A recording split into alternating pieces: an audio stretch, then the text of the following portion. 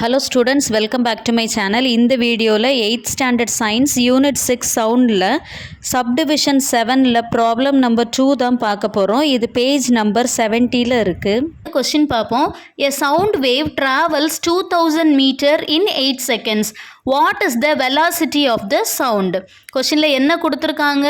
ஒரு sound wave 2000 மீட்டரை வந்து 8 செகண்ட்ஸில் ட்ராவல் பண்ணுது. அப்போது இந்த சவுண்டோடைய velocity என்னன்னு கேட்டிருக்காங்க.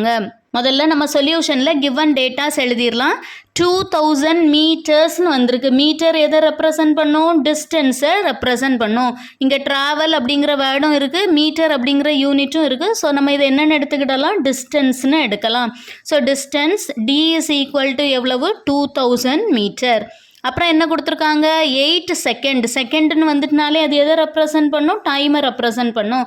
So time T is equal to 8 seconds. என்ன கண்டுபிடிக்க சொல்லியிருக்காங்க? வெலாசிட்டி ஆஃப் த சவுண்ட் கண்டுபிடிக்க சொல்லியிருக்காங்க.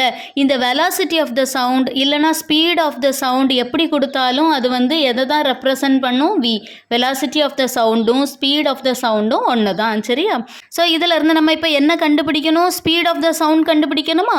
அப்போ ஸ்பீடு கண்டுபிடிக்கிறதுக்கு என்ன ஃபார்முலா? இதை மறைச்சிருவோம். அப்போ என்ன இருக்குது? டிஸ்டன்ஸ் பை டைம்னு இருக்குது.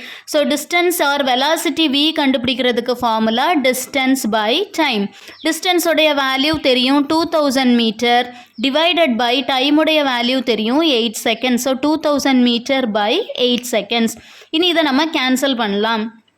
பாருங்கள், ஃபஸ்ட்டு 2 டேபிளில் கேன்சல் பண்ணும்போது 4 டைம்ஸ், இங்கேயும் 2 டேபிளில் கேன்சல் பண்ணும்போது 1000ன்னு கிடைக்கும். நெக்ஸ்ட்டு 2 டேபிளில் கட் பண்ணும்போது என்ன கிடைக்கும்? 2 2s are 4ன்னு வரும். இங்கேயும் வந்து 500ன்னு வரும். அப்புறம் 2 டேபிளில் கட் பண்ணும்போது நமக்கு 250ன்னு கிடைக்கும். So which is equal to 250. இந்த யூனிட்டில் மீட்டர் அப்படியே நியூமரேட்டரில் இருக்கும். டினாமினேட்டரில் இருக்கக்கூடிய எஸ் மேலே போகும்போது எஸ் பவர் -1 மாறிடும்.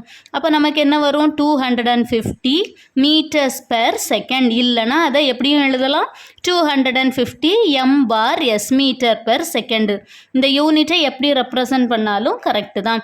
This is our required answer. If you have any doubt, you can text me through comment box. Do like, share and subscribe. Thank you for watching.